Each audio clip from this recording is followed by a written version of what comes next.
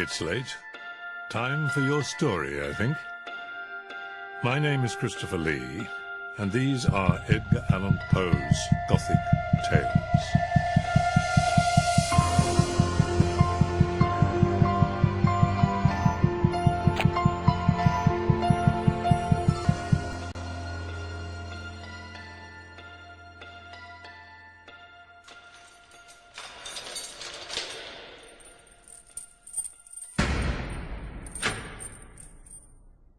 True. Nervous, very, very dreadfully nervous I had been, and am. But why will you say that I am mad? The disease had sharpened my senses, not destroyed, not dulled them. Above all was the sense of hearing, acute. I heard all things in the heaven and in the earth. I heard many things in hell. How then am I mad? Hearken, and observe how healthily, how calmly I can tell you the whole story. It is impossible to say how first the idea entered my brain, but once conceived, it haunted me day and night. Object, there was none. Passion, there was none. I loved the old man. He had never wronged me. He had never given me insult. For his gold, I had no desire. It was his eye. He had the eye of a vulture, a pale blue eye with a film over it. Whenever it fell upon me, my blood ran cold. And so by degrees, very gradually, I made up my mind to take the life of the old man, and thus rid myself of the eye forever. You should have seen me. You should have seen how wisely I proceeded. With what caution, with what foresight, with what dissimulation I went to work. I was never kinder to the old man than during the whole week before I killed him. And every night, about midnight, I turned the latch of his door and opened it, oh, so gently. Then, when I had made an opening sufficient for my head, I put in a dark lantern, all closed so that no light shone out. And then I thrust in my head. Oh, you would have laughed to see how cunningly I thrust it in. I moved it slowly, very, very slowly, so that I might not disturb the old man's sleep. It took me an hour to place my whole head within the opening so far that I could see him as he lay upon his bed. Oh, would a madman have been so wise as this? When my head was well in the room, I undid the lantern. Cautiously, oh, so cautiously, cautiously, for the hinges creaked. I undid it just so much that a single thin ray fell upon the vulture eye. And this I did for 7 long nights, every night, just at midnight. But I found the eye always closed, and so it was impossible to do the work. For it was not the old man who vexed me, but his evil eye. Upon the 8th night, I was more than usually cautious in opening the door. A watch's minute hand moves more quickly than did mine. To think that there I was, opening the door little by little, and he not even to dream of my secret deeds or thoughts. I fairly chuckled at the idea. Perhaps he heard me, for he moved on the bed suddenly, as if startled. His room was as black as pitch, and so I knew that he could not see the opening of the door, and I kept pushing it on, steadily, steadily. I had my head in, and was about to open the lantern, when my thumb slipped upon the tin fastening, and the old man sprang up in bed, crying out, "Who's up there?" I kept quite still, and said nothing. For a whole hour I did not move a muscle, and in the meantime I did not hear him lie down. He was sitting up in bed, listening, just as I have done, night after night, hearkening to the death watches in the wall. Presently I heard a slight groan, and I knew it was the groan of mortal terror. I knew that he'd been lying awake ever since the first slight noise, when he turned in the bed. His fears had been ever since growing upon him. He'd been trying to fancy them causeless, but could not. He'd been saying to himself, "Oh, it's nothing but the wind in the chimney. It's only a mouse crossing the floor. Or it is merely a cricket, which has made a single chirp." Yes, he had been trying to comfort himself with these suppositions, but he had found all in vain. All in vain, because death, in approaching him, had stalked with his black shadow before him and enveloped the victim. And it was the mournful influence of the unperceived shadow that caused him to feel the presence of my head within the room. When I'd waited a long time, very patiently, without hearing him lie down, I resolved to open a little, a very, very little crevice in the lantern. So I opened it. You cannot imagine how stealthily, until at length a simple, dim ray, like the thread of the spider, fell full upon the vulture eye. It was open, wide open, and I grew furious as I gazed upon it.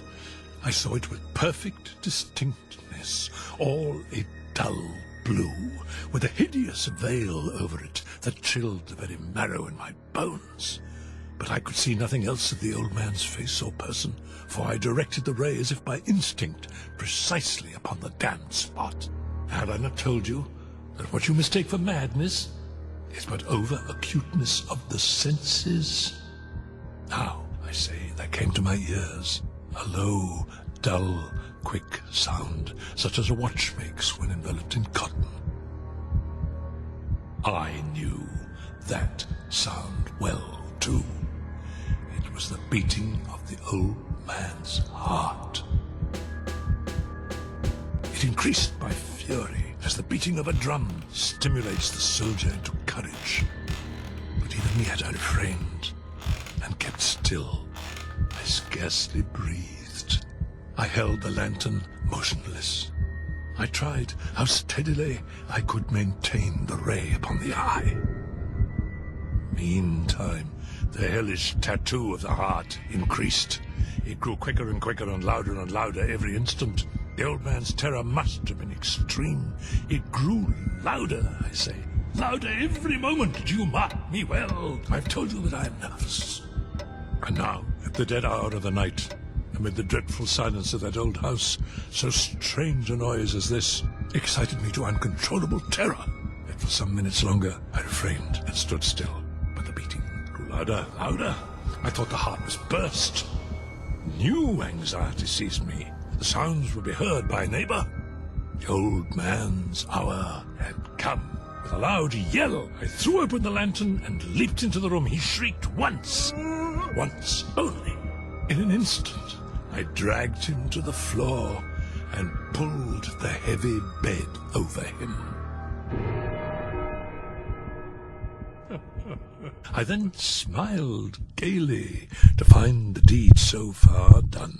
But for many minutes the heart beat on with a muffled sound. This, however, did not vex me. It would not be heard through the wall. At length it ceased. The old man was dead. I removed the bed and examined the corpse. Yes, he was stone dead. His eye would trouble me no more. If you still think me mad, you will think so no longer when I describe to you the wise precautions I took for the concealment of the body. The night waned, and I worked hastily, but in silence. First of all, I dismembered the corpse. I cut off the head and the arms and the legs.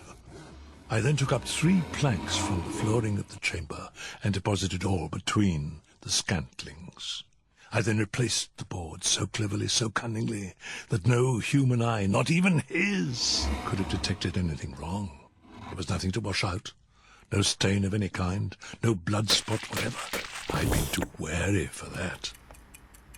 When I had made an end of these labors, it was 4 o'clock, still dark as midnight.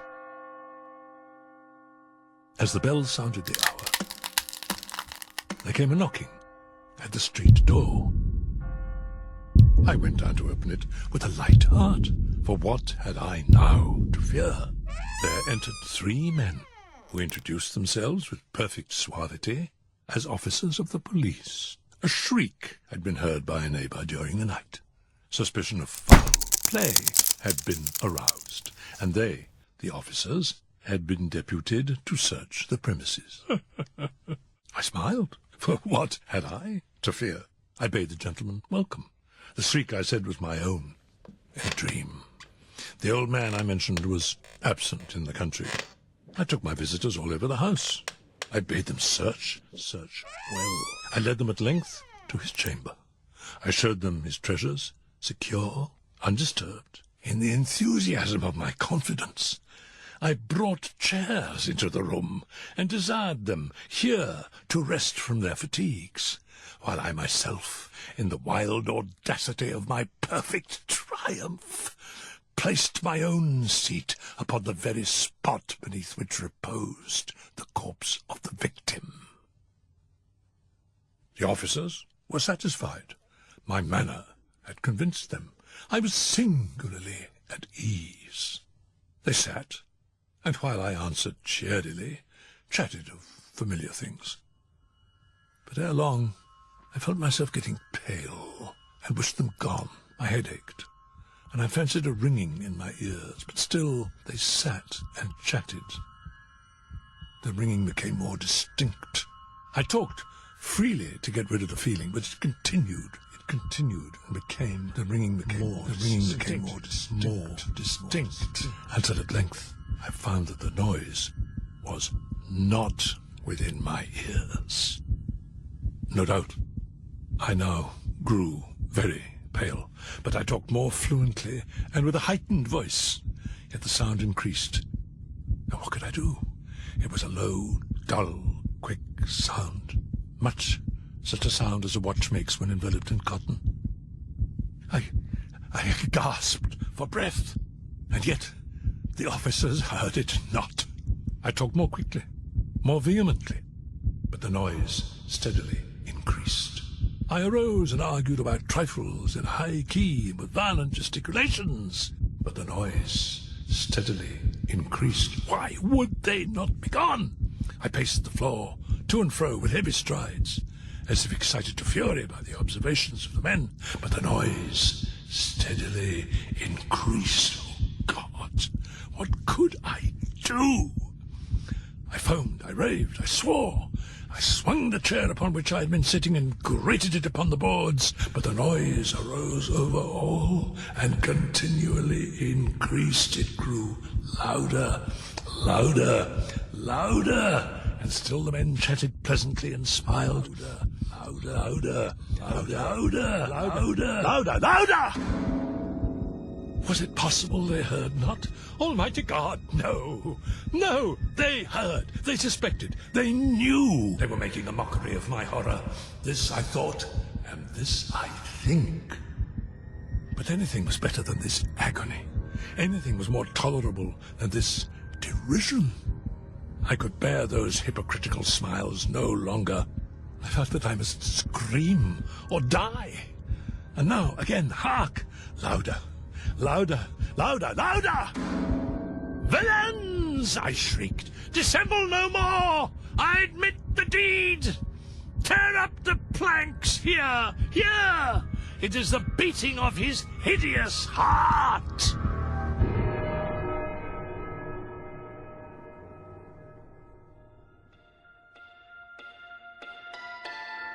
This is Christopher Lee, wishing you a very good night. Edgar Allan Poe's Gothic Tales are a unique production for BBC Radio 2.